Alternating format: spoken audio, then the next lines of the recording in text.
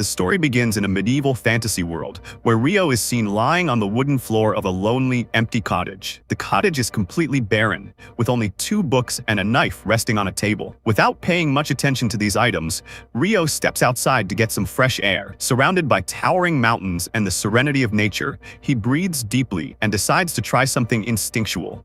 He raises his hand and chants, "Water, come forth!" And to his surprise, a small sphere of water materializes in his palm before splashing to the ground. A few days earlier, Rio had found himself floating in a vast white void, utterly confused and disoriented. There, he was greeted by an angelic figure who assured him that this wasn't the afterlife. The angel, seemingly capable of reading his thoughts, confessed how lonely it had been without visitors for years. Calmly processing the situation, Rio learned that he had died, hit by a truck in his former world. Surprisingly collected, Rio accepted the news and assumed he was about to be reincarnated. In his mind, he dubbed the angel Michael and asked what kind of life awaited him next. Michael told him he was free to live however he desired. Rio, who had always yearned for a peaceful, uneventful life, received Michael's blessing and prepared himself to be reborn in a magical world called Fee. Before sending him off, Michael provided a few key details about this new world. Only 20% of its population could use magic, and Rio was among the lucky few. He possessed a natural affinity for water magic, which aligned perfectly with his slow life dreams. Michael then transported him to the forest of Rondo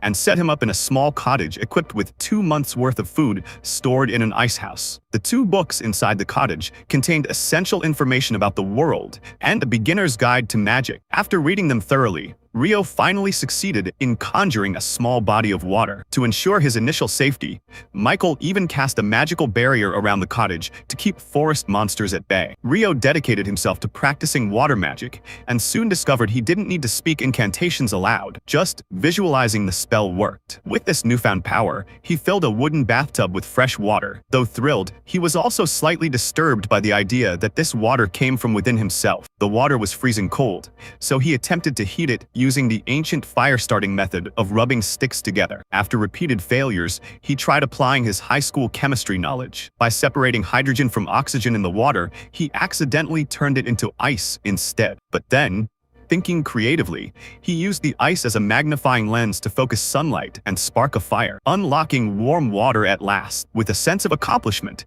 he enjoyed a relaxing hot bath. Later, while sitting down for dinner, Rio realized he'd eventually run out of food and would have to hunt. However, the idea of venturing into the monster-infested forest was terrifying, especially since the only weapon left for him was a single knife. Knowing he needed to learn offensive magic, he began practicing. His first attack spell, Water Ball, was a disappointment. It caused no damage.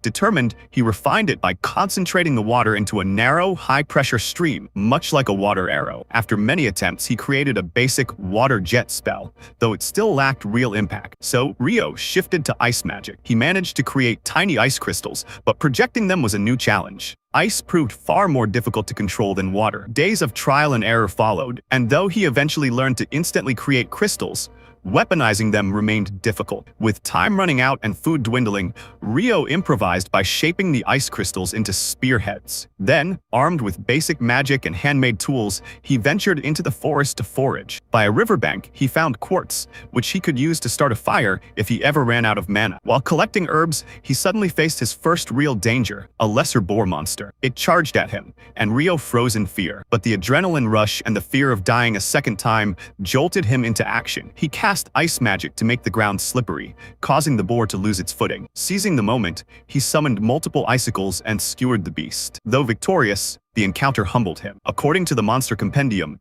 lesser boars were among the weakest enemies. If he'd nearly died to one, then the peaceful life he had imagined might be a far cry from reality. Back in his cottage, Rio continued to study the compendium. One entry warned that if he ever encountered a dragon, he should run, even though that probably wouldn't save him. Worse still was a creature called a kuna. If you ever saw it, the only thing to do was pray. Running wouldn't help. Yet, these warnings didn't deter Rio. The next day, he went out again, this time finding a tree bearing fruit. He took a bite and finally experienced a small moment of joy. But that peace was short-lived. Out of nowhere, an assassin hawk attacked, knocking him to the ground. It was faster, stronger, and used invisible air magic. Rio tried to flee, but running from a bird was futile. Cornered, he quickly used ice magic to trap the hawk. Thinking it was dead, he approached, but the hawk broke free. Injured but still alive, it flew off, while Rio collapsed in exhaustion and frustration. Trying to find his way home, Rio became lost in the forest and stumbled upon something terrifying. A Dullahan, a headless knight with smoke pouring from its neck, calmly tending to its horse. Somehow,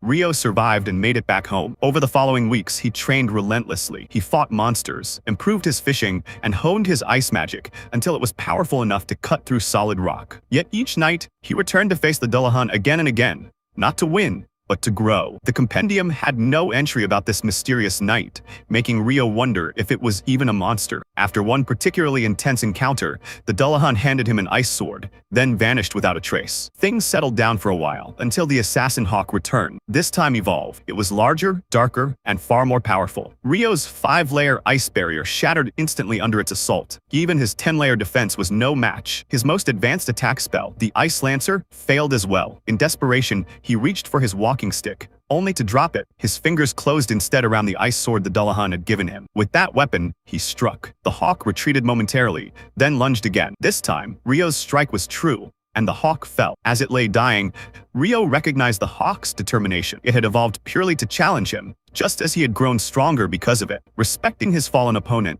Rio ended its suffering with solemnity. But the journey wasn't over. Soon after, a dragon approached, one that could speak. To Rio's amazement, the dragon was surprised that someone could hear its voice again. When the dragon asked about the fallen hawk, Rio explained he had killed it and showed him the ice sword. The dragon immediately recognized it as the Fairy King's blade and asked Rio what he had done to earn such a gift. Rio, puzzled, said he didn't know. The two conversed until sundown. Before parting, the dragon introduced himself as Luent. Meanwhile, back in the celestial realm, the angel Michael was once again checking the reincarnation slab. That's when he noticed something he had overlooked. Rio possessed a hidden trait that his previous soul didn't have, the power of eternal youth. What did this mean for Rio? How would he use this gift in the future? As these questions lingered in the air, far away by a quiet riverbank, a mysterious red-haired boy was seen lying unconscious in the sand. Who is he? What role will he play? The story is just beginning. The anime begins in Japan, with an orphan boy named Kazuya, who was on his way to a convenience store to get a meal for himself when he saw a thug about to attack two girls. Without hesitation, he jumped in to save them, and in the process, he got stabbed by the thug and died. At least, before his final breath, he was happy knowing he saved the two girls behind him. With that, he opened his eyes in a whole new world as a 3-year-old boy named Kane. Naturally, Kane freaked out upon seeing himself as a completely different person, but his mother, Sylvia, thought it was a normal reaction since Kane had been unconscious for a week. That was why she and others left to bring some soup for him. Left alone for a moment, Kane was able to piece together the situation, that he had been reincarnated after saving those girls. While checking himself out in disbelief, Sylvia returned and, misinterpreting the situation, thought Kane needed a nappy change. After that, he got many answers from Sylvia.